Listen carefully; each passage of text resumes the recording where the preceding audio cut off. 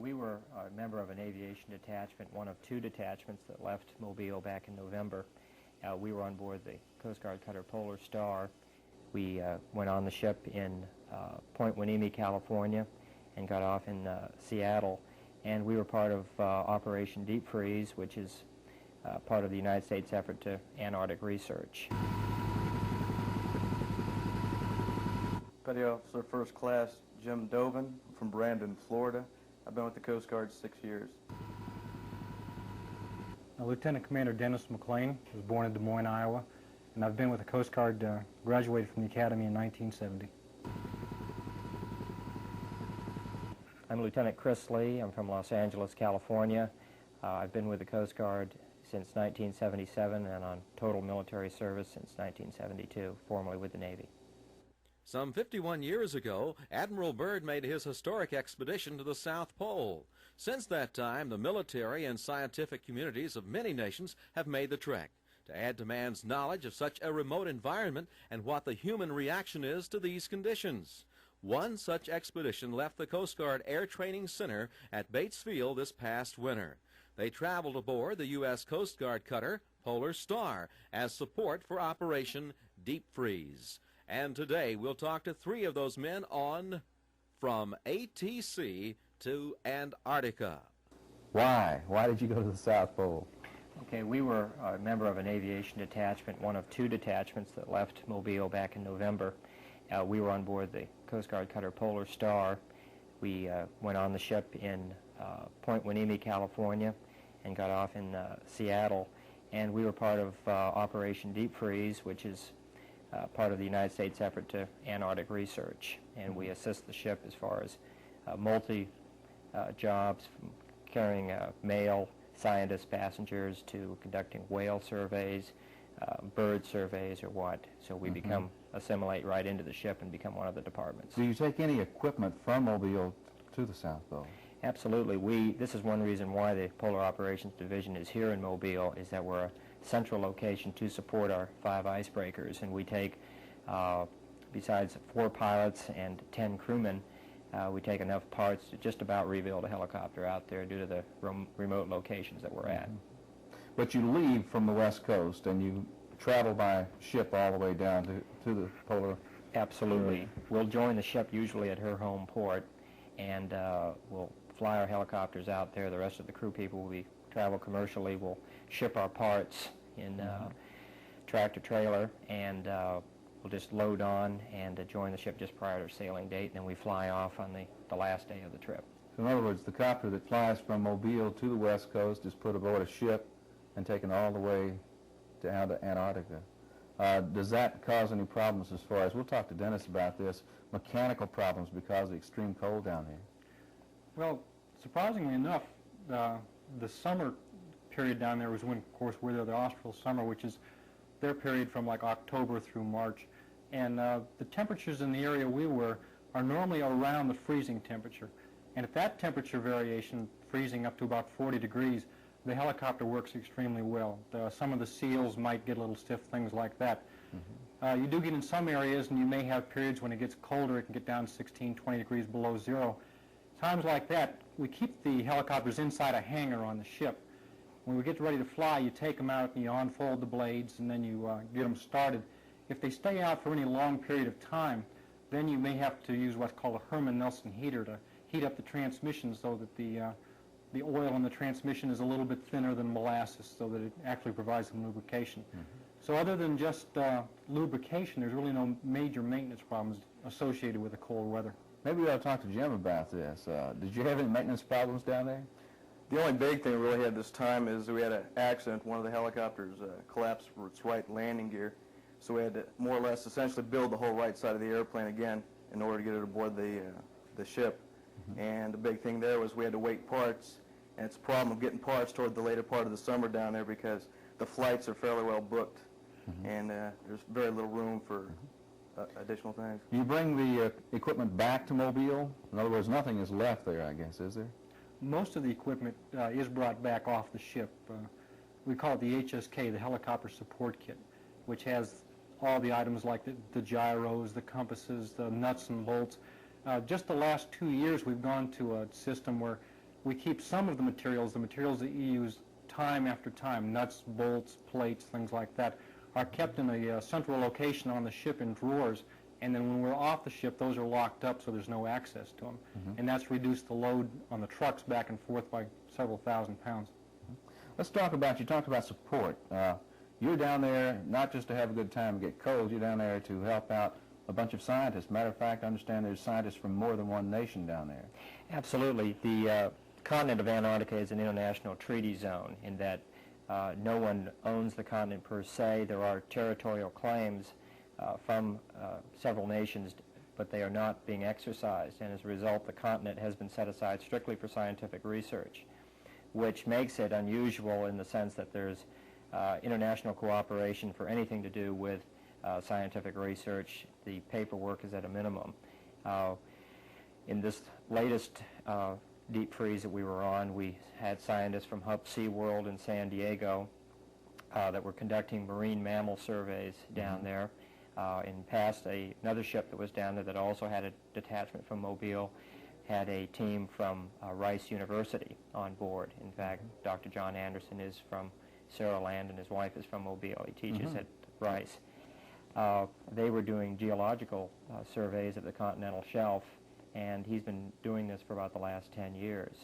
And so the range of scientific projects that we'll work on will go from anything that has to do with oceanography to marine mammals to geological type disciplines. You stayed on board ship at times, but also you were able to go ashore. What kind of conditions do you have down there? Are there any land bases and any buildings down there? Absolutely. We would leave the ship when the ship was in the vicinity of McMurdo Station, which is the largest U.S. base in Antarctica. And McMurdo is the gateway to the South Pole for all the logistics flights come into Williams Field there, the C-130s with skis on the bottoms. They bring all the scientists down, the permanent construction parties that are there during the austral summer.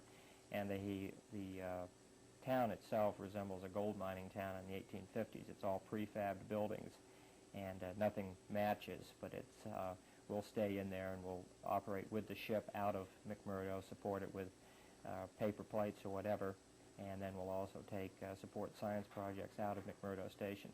The town is very comfortable. You have all the comforts of home, from a small little theater to clubs for the people to unwind at night, although there is no night with sunlight 24 hours a day when we're down there. And to every type of imaginable support equipment that you need, whether you have mechanical problems with your aircraft, machinery, any tooling, anything that has to be done, McMurdo can support you. From leaving Mobile and then getting back to Mobile, how long a period of time was that? Basically, we're gone a total of 5 months. 4.5 to 5 months is usually our the time that we're gone, from November through March, beginning of April when we return. The terrain down there is a little desolate. Could you tell me about, were there any navigational problems with the way it looked down there? Well, you have a phenomena which is called whiteout. This is where the sky is a gray color. There may be ice crystals in the sky, in the air floating. And of course, the ground is just all white. It's just nothing but either ice or packed snow. And you'll be flying along, and the visibility may be 100 miles at the altitude you're at. And all of a sudden, you can't tell if you're right side up, left side down, or whatever. You just lose all visual reference. And of course, whenever that happens, you have to go on your instruments on the helicopter, and you turn around and you fly back. If there is anything other than just the white, then you don't get that problem. Normally, there's water, broken areas of water if we're flying over the ice. Or down around the McMurdo area, you usually can see like Mount Erebus or some of the terminal moraines for the glaciers or some of the mountains, and that provides your breakup. So the whiteout is really your big hazard as far as weather goes. When you're doing your landings and your takeoffs to snow-packed areas, you can get what's called the milk bowl effect. This is as the helicopter lands, the wind generated by the blades causes the snow to blow up, just like a milk bowl, and you lose all visual reference completely. And then you either have to take off on instruments, or you just lower the collective in your land and hope that nothing goes wrong. How about a little recreation? Was there any recreation down there? Not a whole lot of nightlife, but how about some recreation within the group? Well, of course, there's always ice football, which is when you stop the ship when you're breaking the ice after a couple of days and have ice liberty. You put cargo nets down over the side of the ship and everyone just gets off. And you take a football and you throw it back and forth, or soccer or baseball. And then, of course, there's usually one-arm curls. You pop it and have a couple of one-arm curls. That's for antifreeze, of course. But you, of course, can never get too far away from the ship when you start doing that. First off, you never know when the weather's going to change, and the weather changes extremely rapidly down there. The ice may look perfectly safe where you are, but there's cracks in the ice, seal holes, things like this. And when you go in the water, unless you can get back to the ship very fast, of course, there's always a problem with hypothermia. Last year, I think was the 3rd or the 4th annual Antarctic Scott Hut race, where they, I think it's about a 5-mile race, and there were several hundred people who raced in it this year. And the winner was... is that like a cross-mile jog? Is it's cross-country? Cross-country. You start off at the Byrd Memorial for Admiral Byrd, and you run down through the town and out to Scott's Hut, and then back over the hill and dale until you finally get back. The winner this year was a young man from the South Pole Station, who had been training at the 9,000-foot level at South Pole, where the average temperature is about minus 85 degrees Fahrenheit. So we figured he was good and tough. He could take anything. Jim, tell us about what you saw down there. Were you surprised? Was this your first or second trip down there? This was my second trip, and it was still as fascinating as the first trip. The biggest thing that attracts me is the penguins, just anything to do with nature. You've got the two main penguins you have down there, the Adelie and the emperor penguins. The emperor stand about twice as big as the Adelie penguins. And they're just real curious birds. They really seem to have their own personality. Occasionally we would be able to drop ourselves off on the ice while the pilot would hover the helicopter off to the side. And the penguins would be real curious. They'd come right up to you, you know, and if you'd made an attempt to go toward them, they'd walk away. Another big thing we saw was a lot of killer whales. That was our main point of this trip, is doing research on killer whales and whales in general, just to see you know, how many there were, whether they were surviving. The whales in that area, were you trained to spot them by the people at Hub SeaWorld? Did you actually do some of the spotting, or did you just act as support? Okay, we were, before each scientific experiment, the scientists that would be working with us would go ahead and brief us and just explain exactly what they needed. For the whale projects this year, we had a man from Steve Leatherwood of Hub SeaWorld, and he gave us a complete slide presentation on what the difference between the killer whales and the minke whales, and so we had a real good idea when we went out. Although you would have the scientist in the back of the helicopter sticking his head out the cargo door, the best visible vantage point is really from the cockpit, because you have so much open canopy space there. So we were really actively involved in that, as far as helping him spot it out for distances from the ship, or whatever his experiment really called for. So we would more or less get, our training was about 30 or 40 minutes or whatever it was before the actual project would get underway. And they were really very thorough in giving us layman explanations of what they were doing, and good slide presentations. You mentioned Dr. Anderson from Saraland. What was his research project? Dr. John Anderson teaches at Rice University in Texas. He's a geologist, and he's been working for years on the study of the continental shelf and the tectonics, the forces that change the shape of the continent itself. And this is especially important nowadays with the possibility of fossil fuels and people looking at the availability of energy type resources down there. And so Dr. Anderson has been involved in the study of the shelf, mainly for geologic reasons, but there's a lot of interest in his work now. The ship you were on, was that an icebreaker? Is that what its terminology is? Yes, it was the Coast Guard cutter Polar Star, one of two icebreakers that are extremely new, 5 to 7 years old, and the technology is really something. It was really comfortable living conditions. The hull on this ship, would it be pretty thick, and does it have to actually break ice? Absolutely. The way an icebreaker works is the very wide, and there's no keel on an icebreaker, and the main propulsion drives the ship up on the ice shelf, and the hull is completely reinforced to almost at the midship's level. And then once the ship rides up on the shelf itself, and then the weight just falls right through, and it cracks off, and then it can either back up and then just continuing, and just the propellers just chop up the chunks of ice that flow right around the side of the ship. So they don't sail very well in open water because they have no keel, and so we call them the polar roller, you know, because they really do roll a lot in open seas, but they're tremendous for breaking ice. After you break a lane through, do other ships come through? In other words, are there other than military ships in the area bringing food and supplies? Oh, absolutely. They are supplied by the Military Sea Lift Command or chartered tankers. They have a slightly reinforced hull to get in there, but not much. The purpose of the lane is, for the Coast Guard, the primary mission is to break out of the channel so that McMurdo can be resupplied for the next season. So the supply ships will come in at the end of January, and they'll completely stock up on fuel and dry stores for the opening of the austral summer again in August. Do you have to bring in everything at one time? In other words, all of the fuel and all the food, or can you call in more supplies?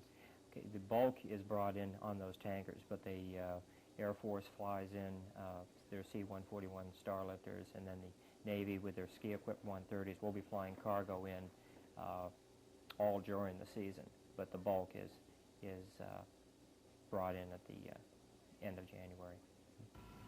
Jim, would you like to tell me any particular problems you had as far as, you know, keeping things running down there is concerned?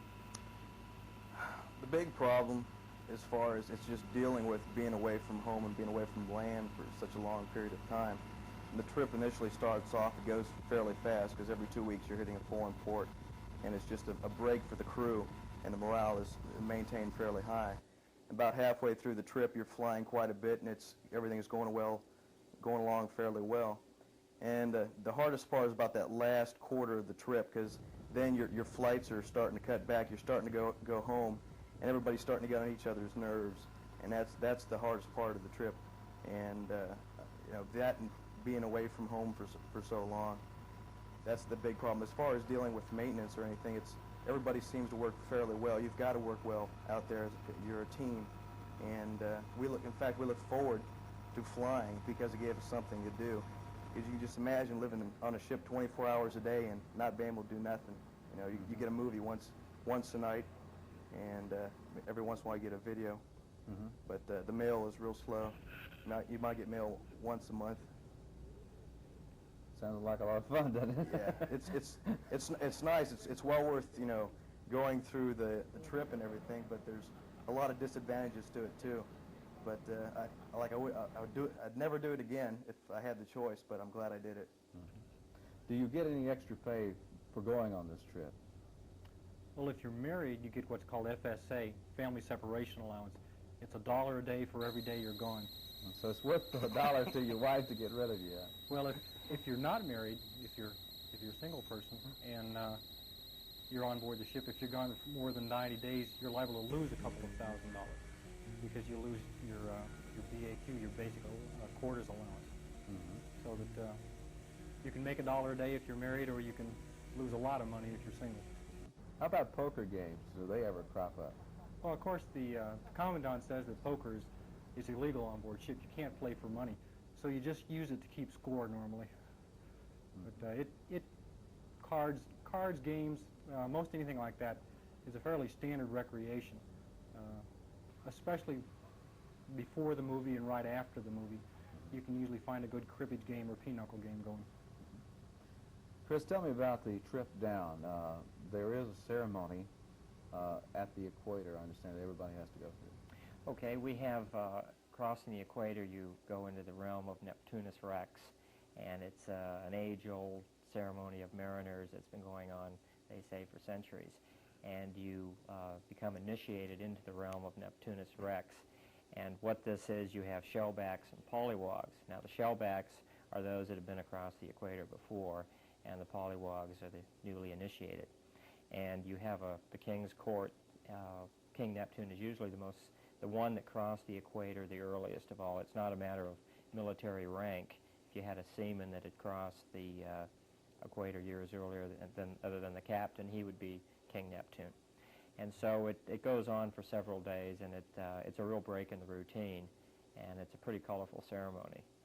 And but there is definitely, we also have initiations for crossing the 180th degree meridian at the equator, and we were able to do that on the way home, and that way you become a golden shellback, and then you have initiations for crossing the Antarctic circle and the Arctic circle and this, that, and the other. But the equator is the most traditional and really the most legendary. It's quite an experience. Talking about colorful, people of Mobile are pretty well familiar with the choppers flying over Mobile. I noticed that some are white with an orange stripe, some are orange with a white stripe. Would you explain the difference? Okay, the only aircraft in the Coast Guard that are painted orange with the white stripe are those here in Mobile because they belong to the Polar Operations Division. Years ago, they used to fly them with the normal paint scheme, which we have at our different air stations around the United States, with the white with the red stripe. And they just don't show up in the environment. When you're flying around, as Dennis mentioned earlier, this whiteout condition, milk bowl effect, you really need sharp contrast colors to break out of it. So that's the reason why we have the red helicopters. They're really, you can spot them from miles away. And the hulls of the icebreakers are also a very bright red. And they also, before, used to be white with a red stripe. So we've gone to that color just because it's so visible, and it's such a sharp contrast for the Arctic and the Antarctic regions. Some things that were not too visible, as far as I've seen some film is concerned, were the whales. Now, the research project says, let's spot some whales. Now, sometimes you just have a break in the water. Were you able to identify the whale from just a very slight sighting? Okay, the way we were able to get the whales, we wouldn't launch when we were in the ice shelf itself. In fact, the only real ice is McMurdo Sound, where you're just really carving the channel. The rest of the time, once you get out of the Ross ice shelf, you have open water with very large icebergs. But the transits, you'll get big areas, several miles of patches of open water. And the pods of whales, whether they be killer or minke, will travel right along the edge of the ice. And so you can almost sometimes predict where the areas of concentration are going to be. But at times, if you didn't have a big chop on the water, it was fairly easy to spot them. Other times, like you were saying, you'd be looking at them through chunks of ice. But for the most part, we were looking at them in open water. Have you heard any results of the research that's been done? In other words, the population of whales, does it seem to be increasing or still going down?